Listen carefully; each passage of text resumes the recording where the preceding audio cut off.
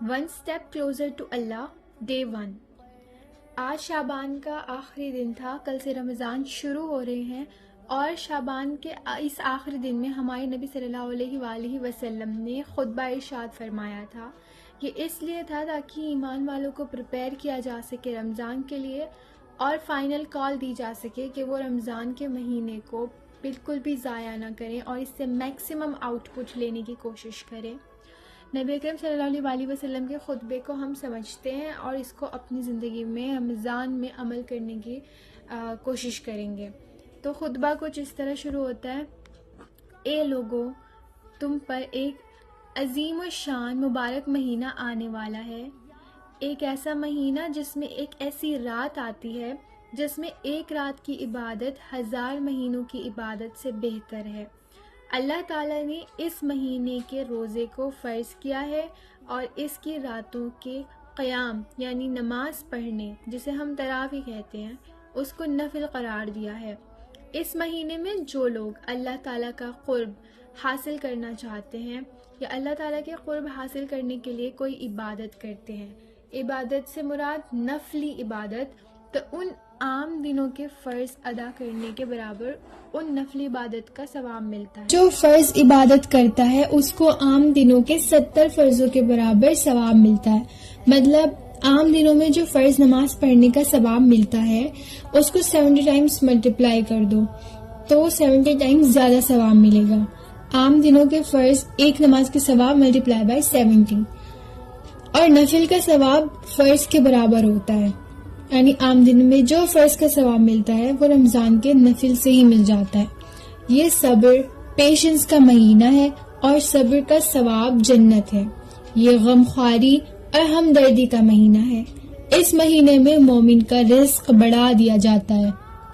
جو شخص اس مہینے میں کسی روزے دار کو افطار کرائے گا تو اس کا یہ عمل اس کے گناہوں کی معافی کا سبب بنے گا اور جہنم سے آزادی کا ذریعہ بنے گا، اور جس کسی کو افطار کرائے گا اس کے روزے کے برابر افطار کرانے والے کو ثواب ملے گا، اور افطار کرنے والے کے ثواب میں بھی کوئی کمی نہیں آئے گی۔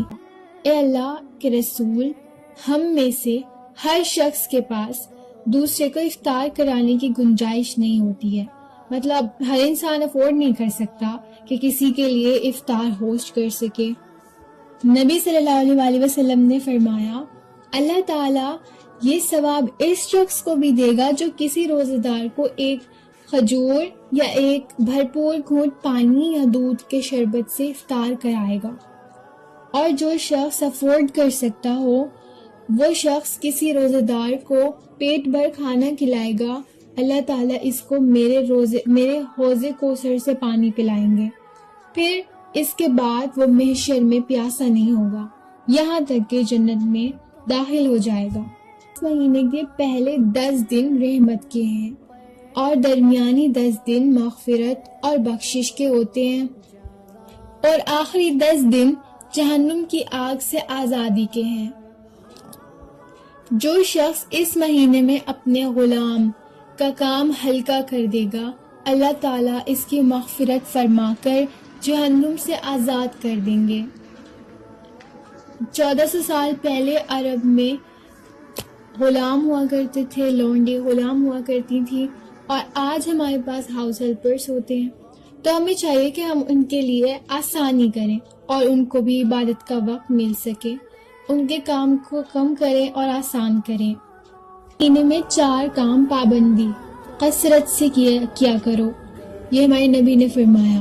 ان میں سے 2 کام ایسے ہیں جسے تم اپنے پروردگار کو خوش کرو گے، اور 2 کام ایسے ہیں جو تمہارے لیے ضروری ہیں، ان سے چھٹکارا ممکن نہیں ہے۔ وہ 2 کام جسے تم اپنے پروردگار کو خوش کرو گے، وہ ایک تو لا الہ الا اللہ کی شہادت دینا ہے، اور دوسرا اس سے معافی مانگنا ہے، یعنی توحید رسالت کے اقرار پر مضبوطی سے قائم رہنا، استقامت اختیار کرنا، اور کثرت سے توبہ اور استغفار کرنا۔